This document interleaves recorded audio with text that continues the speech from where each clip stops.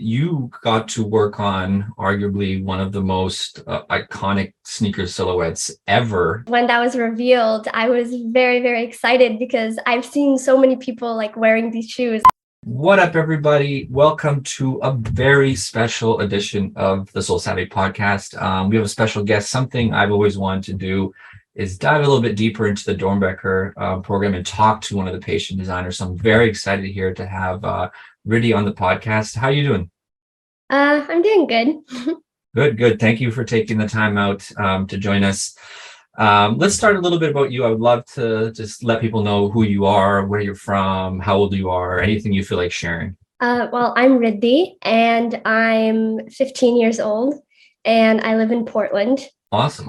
Have you been in Portland your whole life? No, I was born in California, then I moved to Virginia, and then now I live here. So Nice. I was reading that Serena Williams is your favorite athlete. What about her inspires you?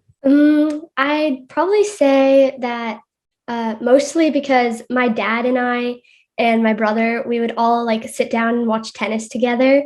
And so it kind of just became like, I usually don't watch too many sports, but tennis is a sport that I have been watching for a while now. And so whenever Serena Williams would be playing, we would always be super excited and we would be, it would always be an amazing game to watch. So just like memories of watching her play are just one of the things. And then also, she is very talented. She worked really hard to get where she is today, and she's had so many amazing accomplishments. And it's just inspiring to see how if you work hard and towards your goals and your dreams, you can accomplish anything. So. Absolutely. I love that. Yeah, she's a legend of her sport. We'll talk about your sneaker design for Doernbecher Freestyle 18, but I'm curious, did anything about Serena was it used or inspired you for your design at all? Well, one of the things that was like tennis inspired in general, because I also play tennis as well, is there's like little parts of the shoe on the sides that have kind of like, they're dark green and they have kind of like a grass texture almost. It's kind of to represent like the lawn courts and also the lime green color that's like throughout the shoe kind of represents the color of like the tennis ball. I love that. I can see that design. That's a nice little tidbit. Well, I'm excited to jump in, but thanks for sharing that with us. So how did you get involved with the Doernbecher Freestyle program? Was this something where you reached out and said, hey, I would love to be a part of one of the years and designing my own sneaker, or how did it come about? So I have cystic fibrosis, and the clinic I go to at Doernbecher, there's a social worker named Zoe. And so she recommended me for this program. So she asked my permission and I was really excited about it. So I was like, yes, definitely. And so, and so she applied for me and now I'm here. So that's exciting. What were you expecting going into it? Did you have any idea what the process would be like, or were you just excited to maybe sketch out your own sneaker? I didn't know too much about the program beforehand. So I kind of went into it like not expecting anything. But I was very excited because I knew like I would get to, because I like to draw and I like arts and crafts. I like designing things. And so I thought it would be really cool to design something that would actually like come to life. So. Yeah, no, absolutely. And you got to work on arguably one of the most iconic sneaker silhouettes ever in the Air Jordan 1 Low. How did that come about? The Nike team assigns different shoes to each person, so it was a surprise for me. I didn't know. And when that was revealed, I was very, very excited because I've seen so many people like wearing these shoes, like just walking on the street and everything. And so it was just so cool to like be able to like design something that I know is very popular already. And you would have worked with and correct me if I'm wrong, I believe you have a dedicated Nike designer that works with you on your project, correct? Yes, I have a Nike design team actually. Oh, a whole team. Yeah.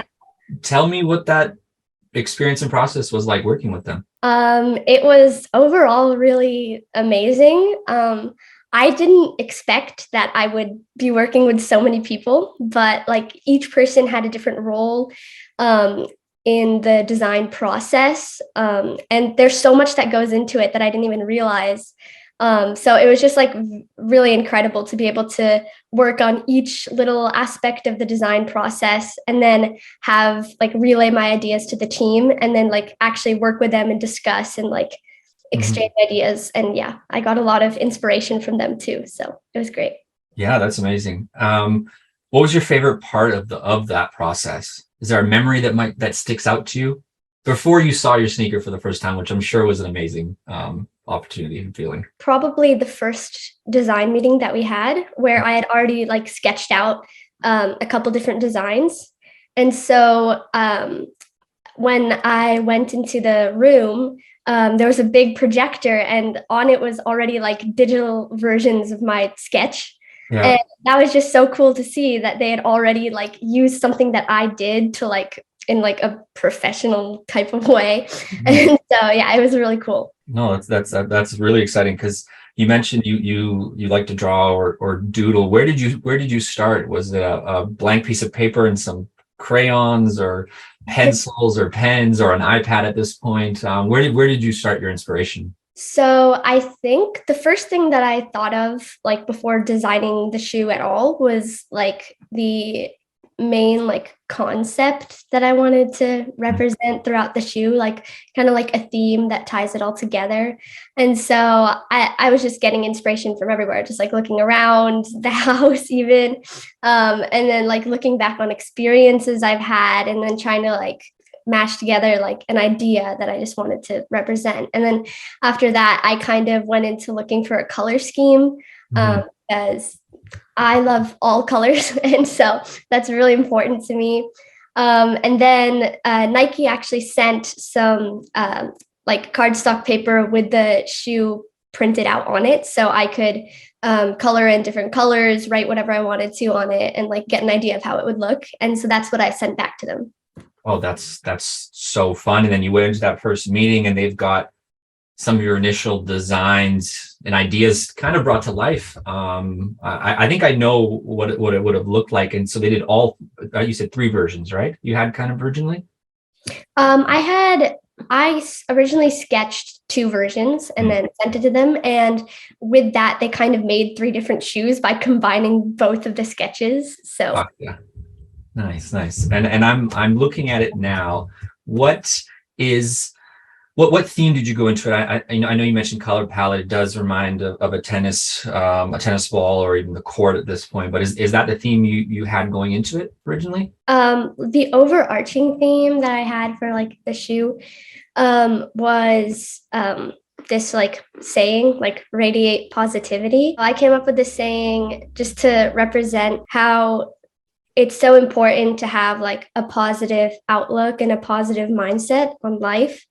Because, and that doesn't mean being happy all the time or anything. It just means to always find the bright side of things, because even when things don't go your way, it's really important to keep going and knowing that things will get better. And also radiating that positive energy to everyone else around you.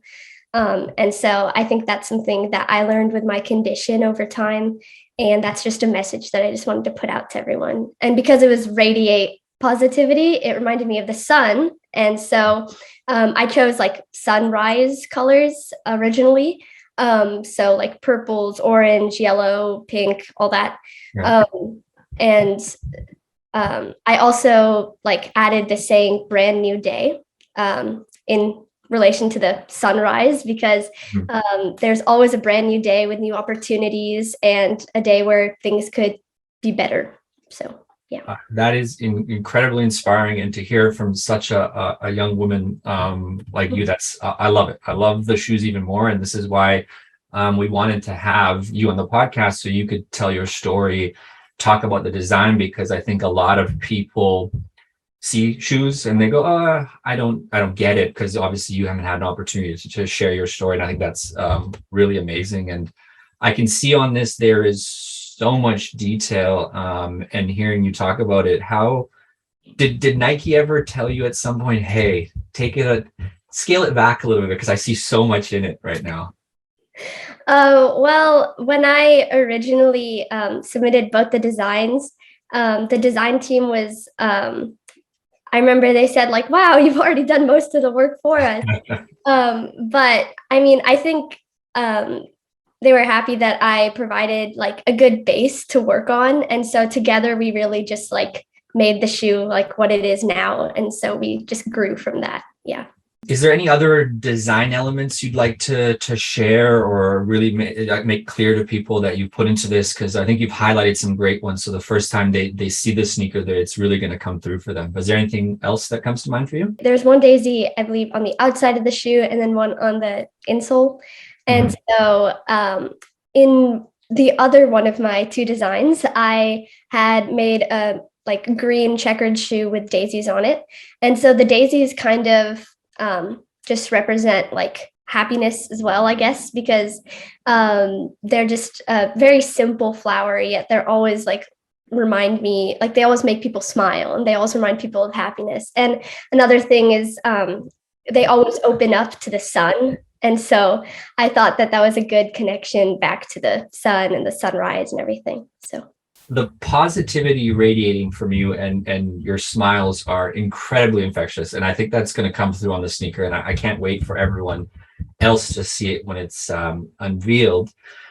For you, the first time you saw it, I actually made the trip down to Portland, and I wasn't there for your photo shoot. I did see two of the other patient designer sneakers, and it was an amazing moment with their families and seeing their shoe in real life and holding it. What was that experience like for you? It was very shocking, I guess, just because I had already like pictured what the shoe would look like in my mind based on like my original designs, but I didn't realize like how many changes could be made to make it better. And so, when they placed the shoe in my hands and I opened my eyes, I was just like, wow, this looks like a completely different shoe.